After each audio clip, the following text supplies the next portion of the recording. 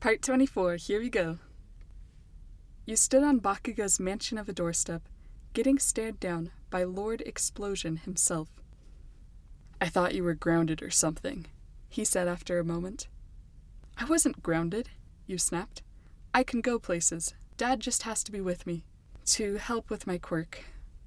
You added the last part sulkily.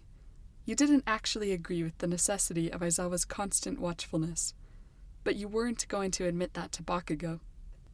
He observed you for a moment longer, then glanced around. So, where is he? You flushed. It's not a 24/7 thing. You weren't completely lying. After all, you had been given this hour. Come in, then, Bakugo invited, turning and walking inside without waiting for you. Eiko!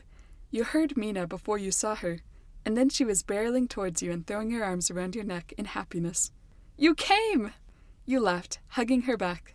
I've missed hanging out with you, Mina. She pouted.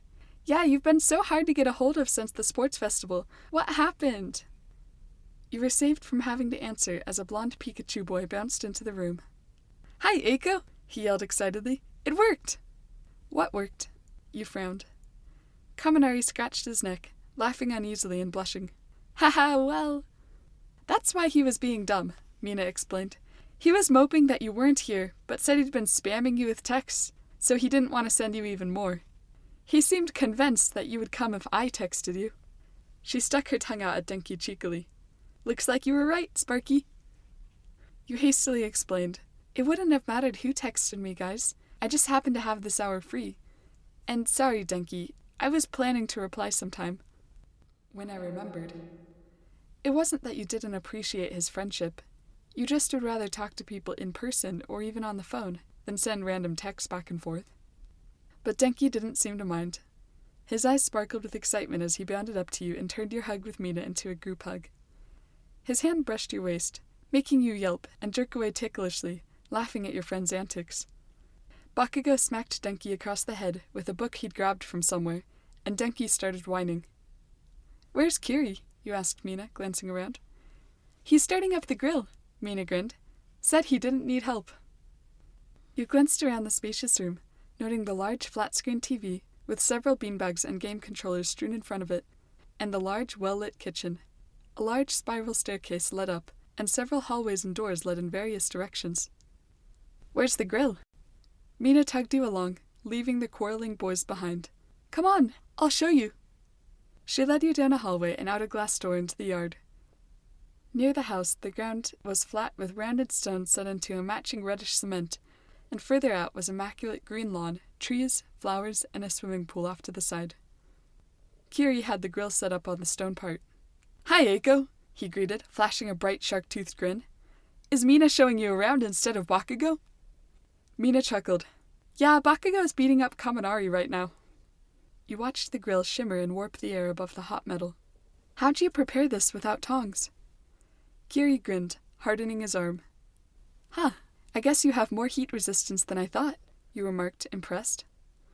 We're just about ready, Kiri said in a satisfied voice. We only need the hamburger buns and everything else in the cooler. The shapeshift sensation started to come over you. Why now? I'll get everything, you volunteered quickly. Do you need help with the cooler? Kiri offered. Nope, I've got it. You dashed inside without giving them a chance to respond. Kiri and Mina glanced at each other and shrugged, then continued chatting as they set up chairs. Meanwhile, you dashed through the hallway, slowing as the feeling became stronger. The room spun, and you were a cat again. It wasn't a big deal, really. In a minute or two, the feeling would pass, and you could change back. You just didn't want to waste a single minute of this hour explaining how your quirk was acting weird. You wanted to pretend that everything was normal. Footsteps came from up ahead, and you quickly hid behind a potted palm tree. Kaminari ran past happily. Once he was gone, you patted down the hall, hesitating before you entered the main area where Bakugo had been. The feeling faded and vanished. Good. Activating your quirk, you shifted to human form, then made your way to the kitchen. Bakugo wasn't around, but you spotted the hamburger buns on top of a large red cooler and hefted it up easily. You turned around and found yourself face to face with Bakugo, You flinched back. Eiko. His crimson-eyed gaze bored into you. We need to talk. You forced a laugh, trying to edge past him. Maybe later. I have to bring this stuff up. Bakugo grabbed the cooler, jerking it out of your hands, and set it down again. Breathe, you reminded yourself. Breathe in, breathe out. He's not going to hurt you. Probably. Okay. You backed up warily, forcing a smile. What's up? Let's go somewhere else. Bakugo grabbed your wrist and pulled you after him, walking in long strides. Your anxiety increased. What was going on? Once up the stairs and inside the second door on the hallway, he stopped, shutting the door behind him. You looked around at a neat bedroom, almost militaristic, with dark gray bedding, a large digital alarm clock, a calendar, a small shelf of books, and a plain desk. There wasn't much to look at. You realized that you were examining the room in an attempt to avoid looking at Bakugo. Is this your room? You asked, still not looking at him. Yes. It's nice. Wow, this was so awkward that you could scream. How long have you known that purple-haired punk for? Your gaze snapped to his face at the mention of Hitoshi. You mean Shinso? Yes. Irritation began to build within you. I've known him since we were kids. Do you have a problem with him? Bakugo examined you warily, eyes glowing like embers. I don't trust him, he said abruptly. You glared at Bakugo. Yeah? Well, he's been dealing with people like you for a lot longer than you know. Bakugo stepped closer, eyes burning as he stared you down. You stepped backwards into the wall. Do you know what he admitted during our sports festival fight? You felt a twinge of curiosity, despite your anger. What? I doubt it'll make any difference. Bakugo leaned over you, placing his hands on either side of you against the wall, as though to tell you that you couldn't escape hearing what he had to say. He used his quirk on you, the day you were thrown in jail. You laughed. That's all? Bakugo's eyes widened at your reaction. You don't know anything, you said harshly. Shinso did brainwash me that day, yes. But what happened at Kyoto Sushi had nothing to do with him. I'm so sick of people hating on Shinso. Why are you even talking to me, Bakugo? What does it have to do with you?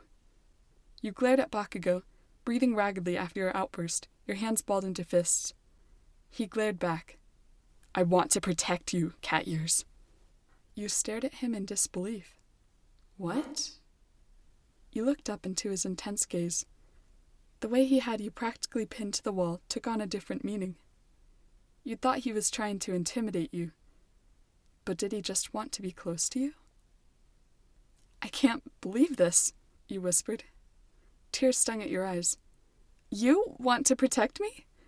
Why? Bakugo gazed down at you steadily. I just do. You looked up, meeting his eyes with your own tear-misted ones. Bakugo, I have to do calming breathing exercises every time I'm around you because I never know when you're going to start screaming. Every moment I'm near you, I feel totally unsafe. And you want to protect me? You chuckled slightly, a hysterical reaction. What a joke. Bakugo slowly backed up a couple steps, then quickly turned away, shoulders heaving. So, that's how I make you feel, he muttered. You didn't respond. You glanced at the digital clock. Time was up, and Aizawa wasn't around to make you use the door like a normal person. In one quick motion, you unlatched Bakugo's window, pushed it up, and leapt out. You were home in minutes. You'd been so excited to get out of the house and spend time with friends. Why did Bakugo have to ruin it? Dad wasn't in the house, but when you focused, you could hear him faintly. He was on the rooftop. The sun was starting to set as you made your way across the flat shingles and sat down next to him. How was your break? He asked absently. I don't want to talk about it. Aizawa glanced at you keenly, but your annoyed expression set his worries at ease. Just drama. If you wanted to talk, you would. Eiko, I can answer your questions now. He spoke up resignedly. You glanced at him quickly. You mean... Yes, about the villains who attacked you. Your heart started to beat faster. Aizawa turned to look at you with tired eyes. It's not going to be easy to hear. I know. I still want to hear it, you assured hastily. So for the next hour, Aizawa told you about the case he and Tsukauchi had been trying to puzzle out ever since he'd adopted you. He didn't tell you everything. He didn't think it was necessary to tell you about the villain's involvement with Taruteshima, but he told you all about Katsumi, who had attacked you twice since your adoption, and he told you, in honesty, how much was still unknown. This group of villains seems to have a strong interest in you, he explained, but their reason is unclear. It may have to do with your quirk irregularities. They may be under the mistaken impression that they can control you just because you have a difficult past. But I know you, Eiko. He gazed at the setting sun. You can't be controlled like that. He glanced at you tiredly. I know these last few days have been frustrating. I'll try to ease up, give you a bit more freedom. But please be where I can erase your quirk as often as possible. At least until we figure this out. You looked at him, startled. It sounded more like a plea than an order.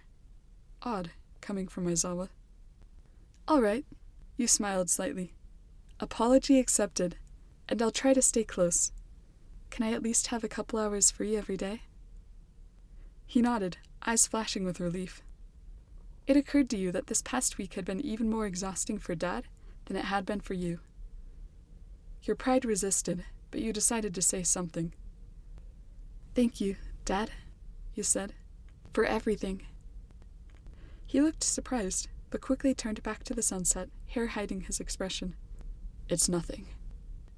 It wasn't nothing, but you knew he didn't know how else to respond. You smiled softly. He hesitated. Eiko, I still haven't told you the hardest part about the villain attacks. I would rather leave this out, but they might use it against you. You frowned. I did notice that you never explained how you know so much about the Katsumi dude. Did you find an informant who knows him or something? Yes, Aizawa said softly. Amaya Shinso. Hitoshi's mom? Why... You gaped as it clicked. Don't tell me Katsumi is Hitoshi's dad?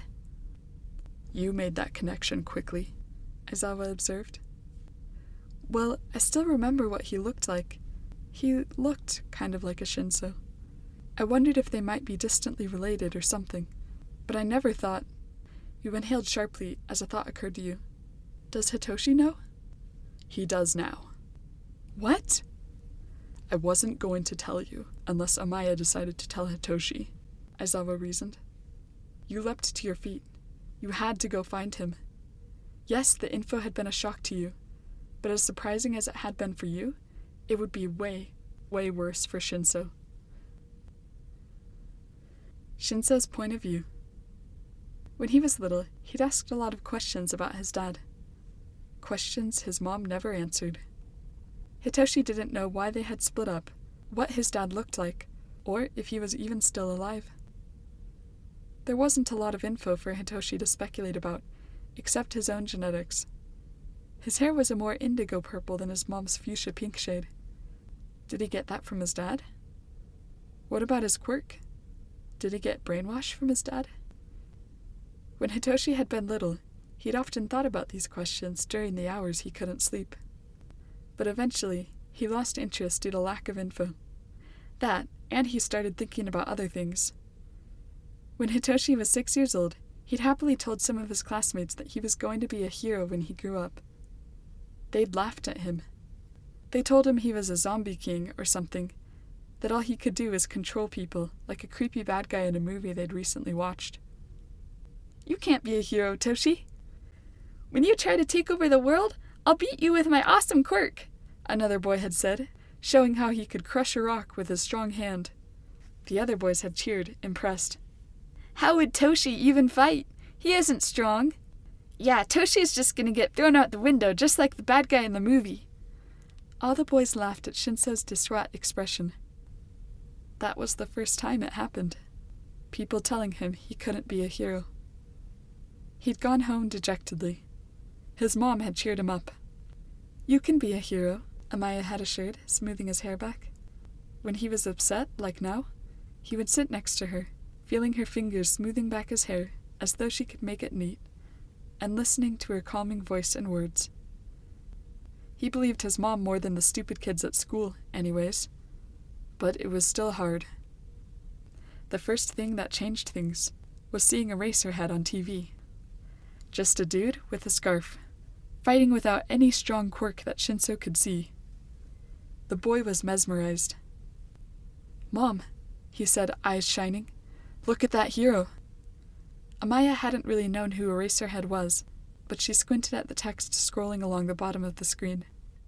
"Eraserhead? He's so cool," little Shinso enthused. "He doesn't have super strength to beat those guys. He was totally predicting their moves the entire fight, did you see? He was just like, pow, rap, and gotcha!" Amaya laughed at her young son's antics and ruffled his hair. Little Shinso grinned. "Well," Amaya said thoughtfully, "he's not a popular hero."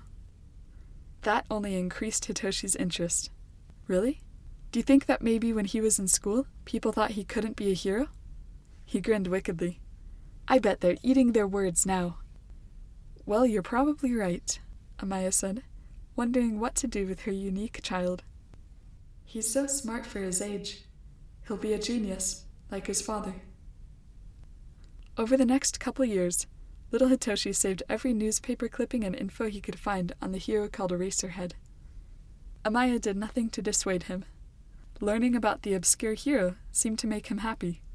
He was always telling her about the way Eraserhead maximized strategy, the way he avoided the news and media, and how despite not having a combat quirk, he was one of the most competent and sought-after heroes in Japan, even recruited to teach at the top hero school. Hitoshi didn't seem to mind his school life as much anymore.